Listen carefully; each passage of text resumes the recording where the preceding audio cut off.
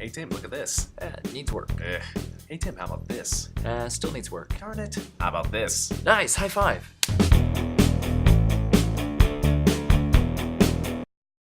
Welcome back, everybody. Alright, I'm Tim. I'm Michael. And you're watching TMI. That's the Tim and Michael Information Show, part 2 of our top 5. That's right. I'm not going to try to redo that title because it was a long one from what I remember. So we're moving on to our 4th and 5th picks, and so far we haven't overlapped, which I'm really surprised Not at about. all, yeah. Though I feel like I am Mr. Mainstream, but that's okay. There's nothing wrong with a little bit of mainstream. You know, you don't have to be completely hipster about it. As you can see by our X-Men and Batman t-shirts and just the Marvel Cinematic Universe adorning the studio wall behind us. What? So. Moving on to my next pick. I made a got. mistake. This is the Dark Horse one that I knew I had a Dark Horse comic and it wasn't Spawn. No, it was Frank Miller's Sin City. Here, I'm going to go ahead and let you hold that and do that. I've always been a fan of detective noir. I've always been a fan of it in film and in plays. And in book form, and graphic novel is no exception. This is a true graphic novel. There are several in this series, and I have them all. And the great thing I think always about the first one is it really encapsulates everything that you will expect from the others. The grittiness, the tone. Of course, Frank Miller had already done a lot of work in other places. Obviously, his Dark Knight, series is one of the more famous Batman graphic novels, because it wasn't serial, I don't believe. It was several books, and now you can get them all like in one big, massive Dark Knight Returns book. And also, as you can just see from the cover there of his... Miller has a particular, very black and white, shadow-heavy tone. And when you think of film noir, and you think of, the old, classics cinematically, too, a lot of that is still in that very shadowy, dark tone feel. And also, there's a particular dialogue. There's when you read a person's words and they just put you in the, the wet gravel of a post-rain alleyway, with rats running by, as you can hear the echoing of, some police sirens in the back. And it's this one lone guy who's got a dirty coat and is, already smoking, but even when he puts the cigarette out and still has smoke or steam coming out of his mouth. All of this imagery, Miller does such a phenomenal job putting you in there. It's not like his 300 where it's also in color and it's very bright and you can feel the war. This just captures Old Town is most of where this takes place, is what it's called, Old Town. And without giving too many spoilers away, this book generally takes place sort of at the end of a particular story, because as the other books go on, you sort of see, oh, these happened before this one. It's definitely an artist's character. I think Frank Miller said with Marv, he says the old whatever he called the guy wouldn't leave me alone. He just ran away with it. So. That's the best kind of character, isn't it? Yeah, the one that just sort of says, hey, He actually talked about, jumping on the movie for 2 seconds, he talked about meeting Mickey Rourke and just saying, this guy is Marv. And he really is, there's certain, we could do a whole episode of that about characters who came to life, from page to screen. But also I thought the movie was great too, but I keep going back to these books, and they also get you in a really tragic place. It's tragedy done quite well. It's not easy to do. I know there's a lot of tragedy out there, but really good tragedy that leaves you feeling triumphant, also hard to do. So that is my pick number 4. Good. All right.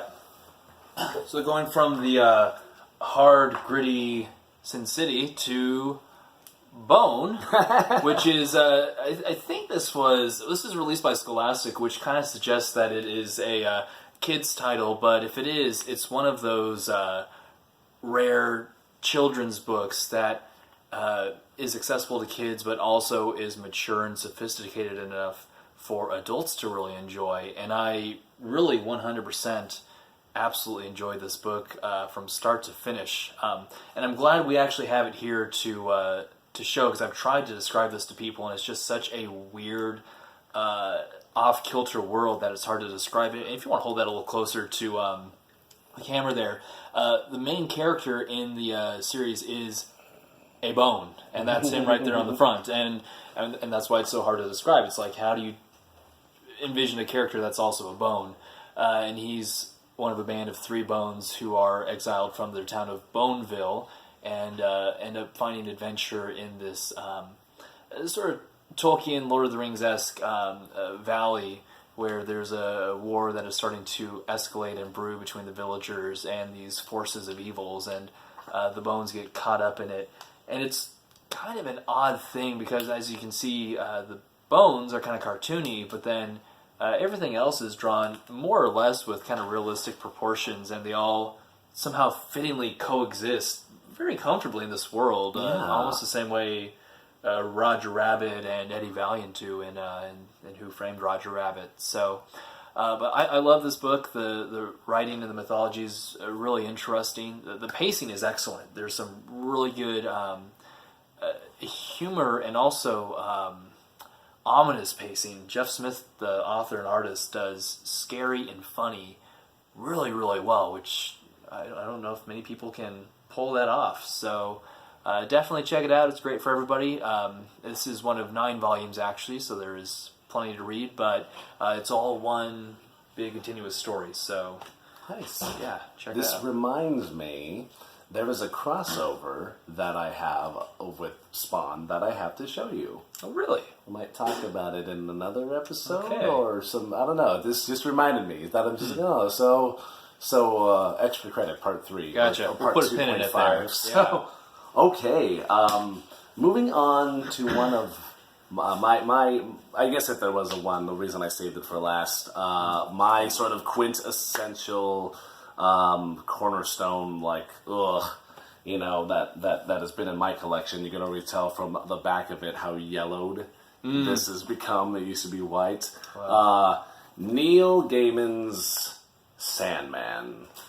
Now, this is also sort of like when I mentioned Anita Blake being under the Marvel line. This is under the DC line, and there is a little bit of a hint over to Batman, Green Lantern, and I believe Martian Manhunter in this particular volume. However, the Sandman is purely Neil Gaiman's work, which, if you guys aren't familiar with him, one of the most fabulous, colorful writers of our time, in my opinion.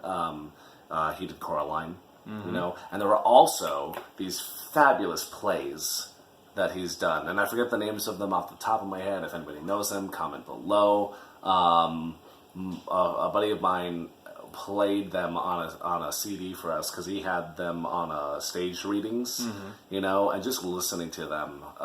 Nobody writes like he does.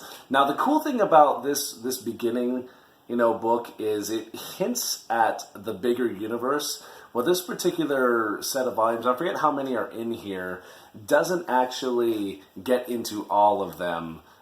He is part of a series called The Endless. There's 7 of them. They all have names that begin with D.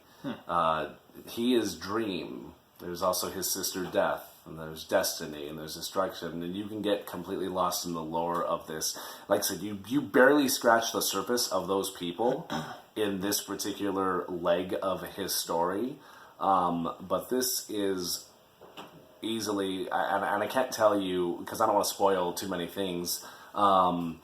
it's just, there's things that have made me go, whoa, like I just read that, or I just saw that, This art style changes a bit. Really? Going from the first book to the last book in here, he definitely has a different look by the end of it. And I'm not sure if that was just a change of artist or just a conscious change in design. Or if it was just, there's a lot of theories about it. However, really, really, really powerful. You guys might recognize Death Comics. That's his sister, She's got a very particular dated look, Of course, it's a look that I personally enjoy. But yeah, this is still one of those books that I keep going back to. One detail I'll share is he goes to the underworld and he's walking with a demon, and he looks at a forest plain and says, "I don't recognize this place." And the demon tells him that's the forest of suicides. And he says, "It was but a mere garden the last time I saw it." Stuff like that, you're like, wow. And that's just a little passing by. It's not even part of the main plot. So that's my number one pick for the non-mainstream. Sounds like a suitable number one. It's my favorite. It was a good. It used to be my older brother's, I believe. And it's been passed on. Good. Keeping it in. Well, my number one was actually pretty hard not to talk about during the, I guess 2 episodes ago now, when we were talking about the difference between comic books and graphic novels, because you were talking about how comic books kind of got their start. And my number one pick is actually the first real graphic novel. This is actually the book that coined the term graphic novel, Will Eisner's Contract with God trilogy. Will Eisner was a cartoonist and illustrator for quite a few years. He did the Spirit comics, if you're familiar with those, and they were just excellent. And then, I think this was around probably the 60s or 70s, he wanted to publish a visual work that would highlight his growing up in kind of tenement row in New York City back in like the probably 20s and 30s. And he wanted to do it in this comic style with the pictures and the speech bubbles, but it wasn't going to be published in a newspaper and serialized. It was going to be all collected in one volume and published at the same time. And he realized that most publishers wouldn't go for that. And to try to spice it up a little bit, he called it a graphic novel. And the term has kind of stuck, and as we discussed previously, just sort of found its way into the zeitgeist of our day and age, and is just used interchangeably with comic books. But yeah, as this suggests, this is a really great look at just lower class living in early 20th century New York. It's not really a singular narrative. It kind of drifts in and out without any sort of real pause or break through the stories of several different characters. Sometimes you only see them once, sometimes you see them multiple times. But it's a really neat read, and it reads like something that's written by someone who only could have lived in that environment based on the kind of characters you meet and the situations you come across. And not only is the writing terrific, the illustrations are great as well. And you were talking about in Sin City, just that film noir grit and the black and white. I mean, you said it much more eloquently than I could, but this really captures that as well. I mean, there's one in the very first story. There's a shot where a rabbi is walking home after his daughter has died, and he's climbing the steps into his apartment, and the rain is just pouring down, and you can feel the atmosphere and the mood of that really drizzly New York City. And also, some of the best figure drawing, in fact, the best figure drawing, I will go on the record and say that, I've ever seen in a comic book anywhere ever. It's a little caricatured, but it's loose and free and just... That's high praise. Absolutely perfect, yeah. But the history of it is really great, and it's something that I wish excerpts of it would be kind of pulled out and would have been put into my history curriculum as a kid, because it's pretty neat. Not the whole thing. There's some more mature stuff in there, as probably been in some of our selections tonight, but definitely little bits and pieces of it would really provide some great enlightenment on the history of that period that you wouldn't normally get from a textbook. So fabulous. That's my number one.